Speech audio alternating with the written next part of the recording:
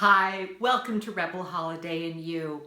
I'm real excited that you're here because I have a lot to share about being the best you can be and designing yourself. And a lot of this, by the way, is based on my research, my study, and my teachings of harmony.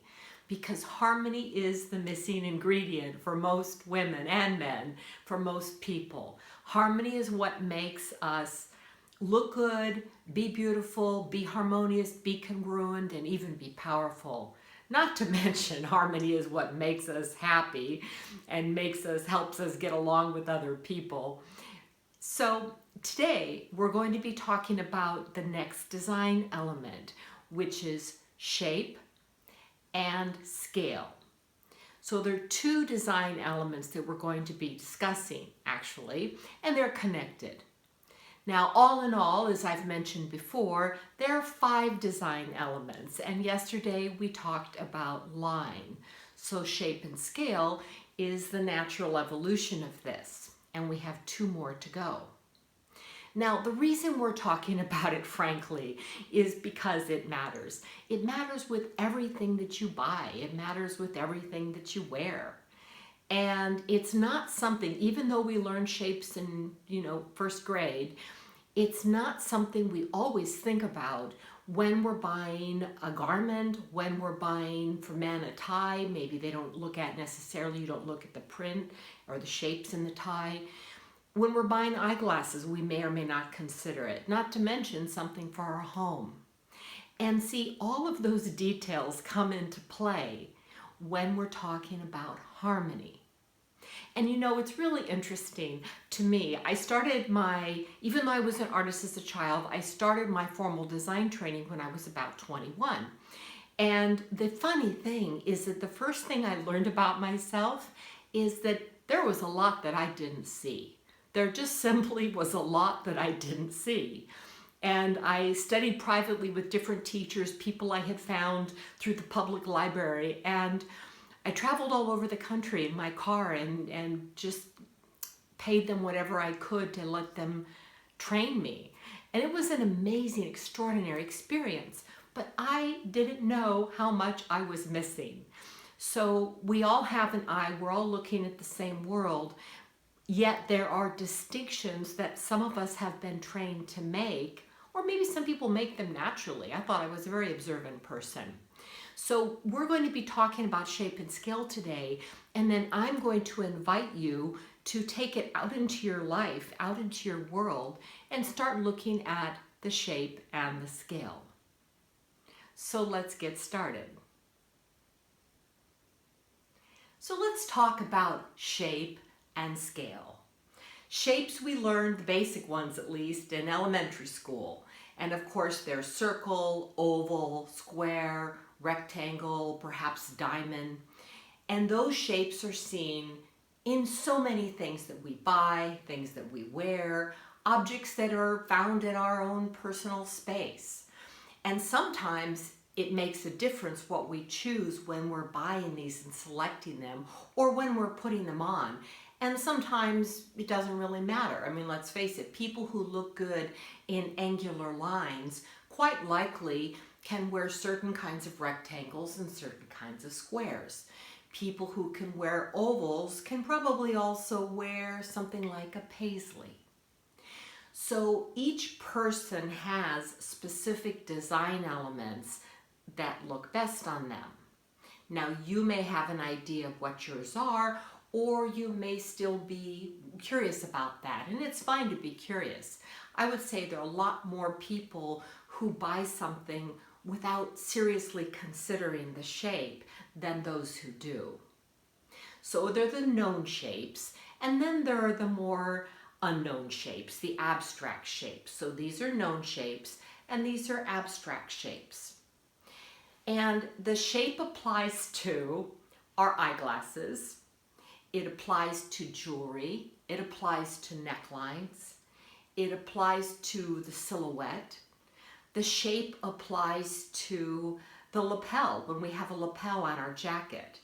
And it even applies to the bottom of the jacket, right? It can apply to the hemline. For men, it certainly will apply to the print in your tie, but it also applies to your lapel. Shape even applies to our hairstyle. And it applies to so many things in our environment. Now, when you are designing your environment or decorating your environment, you have a lot more latitude in a certain sense. So let's say that your best personal shapes were curved lines, ovals, maybe rounded corners, curved lines. And yet, make it up. You're married to somebody who loves angles.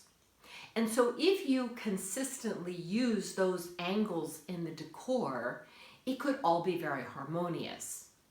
And it's not like you have to wear those objects when you dress. So you can have certain kinds of variety. You could have one type of design element predominantly in your personal appearance and another type of design element in your environment. The important thing to keep in mind is, guess what? Harmony. Because all of those details come together to create the whole picture. You also, with shape, may have some range. So there might be certain times when you go with the oval shapes and other times you perhaps go with more kind of a curved edge on a refined rectangle. So yet, in one particular outfit, you want to make sure that there's enough similarity, enough harmony that it works. And the idea is, guess what? The person, you are more important than your clothing. You are more important than your eyeglasses, your earrings, your necklace. You know, I had a client once who was not a very tall woman, but she could wear very large scale. She also had kind of an artsy, creative, avant-garde, dramatic type of look that was very, very good on her. So she's at a party in New York and she has on these incredible earrings. She showed them to me later and they were fantastic. So she's wearing these incredible earrings and this woman said, oh, she said, wow, I love those earrings. Charlotte, where did you get those earrings? And Charlotte said, well, it's not really what matters. Where did I get them? What matters is how I knew they were right for me. And of course, I loved hearing that story. The lady was a little surprised, but she said, well, they're fabulous on you, and they continued to have a great conversation. So you can be in harmony with a lot of different shapes, and yet there are some that will really harmonize and blend with you and some that won't. So I would invite you, in terms of shape, to start looking. Start looking at what you have a predominance of in your jewelry, in your prints, in your lines, in your necklines, in your lapels. Start looking at what you're drawn to, because that may have clues for you. Then, of course, when you have shapes that you can't really identify like these, you want to look at what are the qualities. How rounded are they? How angular are they? And that will give you a clue. So now we're going to take a look at scale. You ready? So scale is the size of an object relative to other objects of its type.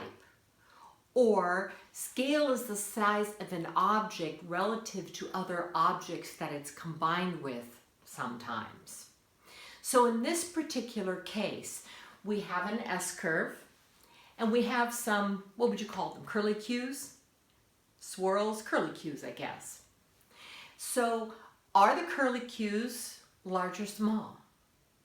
Well, compared to the S-curve, I would say they're small.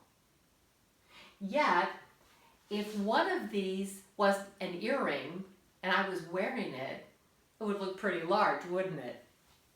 So it compares to how it's being used. So you compare it to how it's seen, right? Now, in terms of scale, everyone has a range from the smallest they can wear of whatever it is, say earrings, to the largest they can wear. Or for women, handbags, from the smallest that looks harmonious on you to the largest that looks harmonious on you. And there's a range. Now, I like to use a 7-point scale where 1 is the smallest and 7 is the largest. And the reason that works out so well is you have very small, small, medium small, medium, medium large, large, and very large.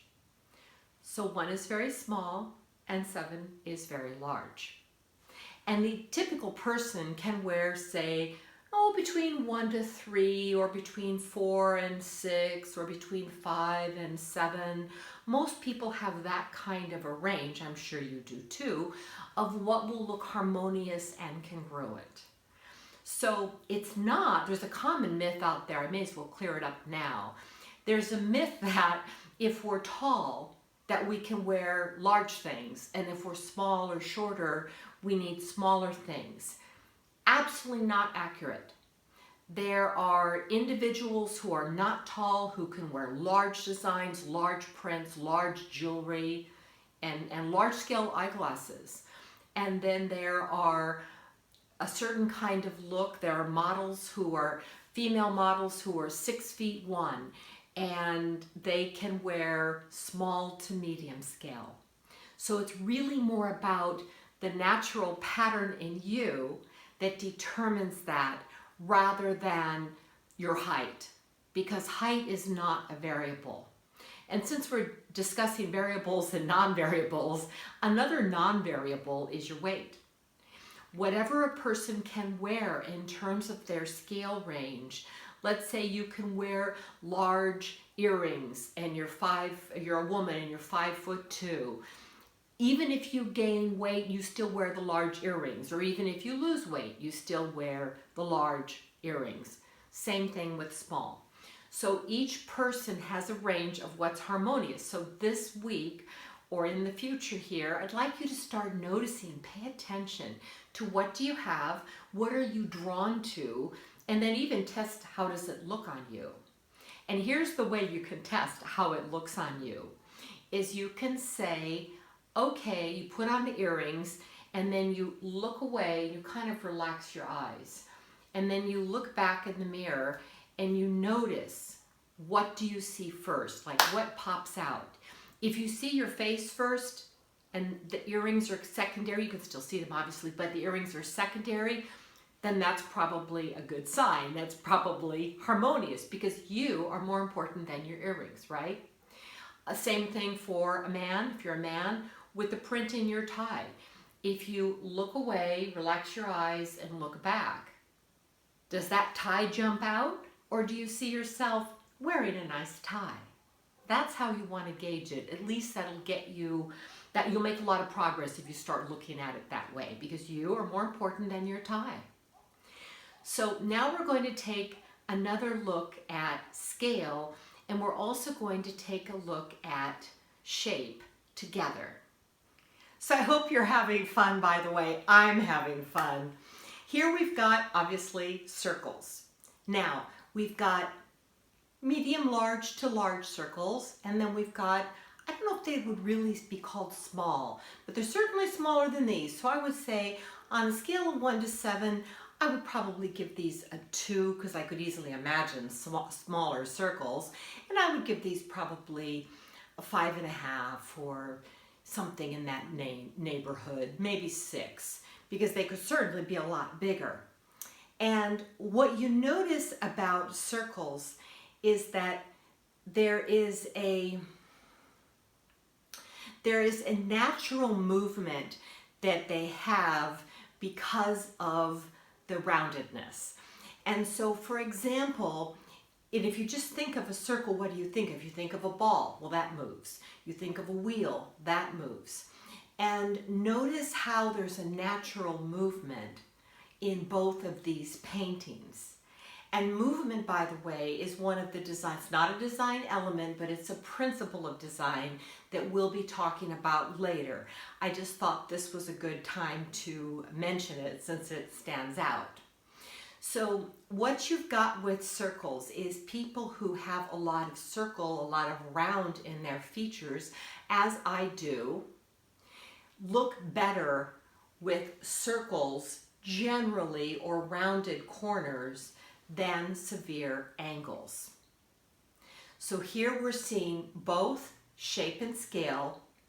With circles, we're noticing the movement, and start noticing whether you go better in the rounded or circular shapes or whether you're better off in angular shapes. At least that will get you started in the right direction. So I want to encourage you to play with this because, you know, that's one great thing about being a child. You can just play with things, which is explore, be curious, try things on, try things out. Imagine how something looks. Is it how it feels? So when you're shopping, if you're shopping in a store and you see something that you're curious about, just try it on and actually look at the design elements. Look at the lines, as we talked about the other day. Look at the shapes. Notice whether the shapes blend or clash and create contrast with you. Notice the scale.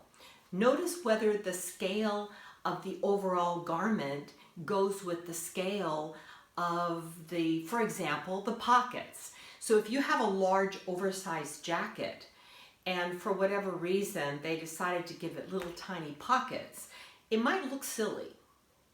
And likewise, if you have a small scale jacket with gigantic pockets, that can look silly. So you want to notice, do the design elements in the garment blend or do they clash? And that will help you too. So thank you for being with us today. I hope you enjoyed this little lesson, and I look forward to seeing you again soon. This is Rebel Holiday, signing off. Oh, by the way, remember to subscribe. Remember to subscribe. If you like it, and if you want to see more, subscribe. And in the comments, please put any of your thoughts that you want to share or even something that you'd be interested in. As I mentioned already, we're laying foundation on design principles, and then we're going to be able to segue into fashion and even interiors. So this will be a lot of fun as you continue to learn about yourself and design yourself. So now I'm signing off. Bye.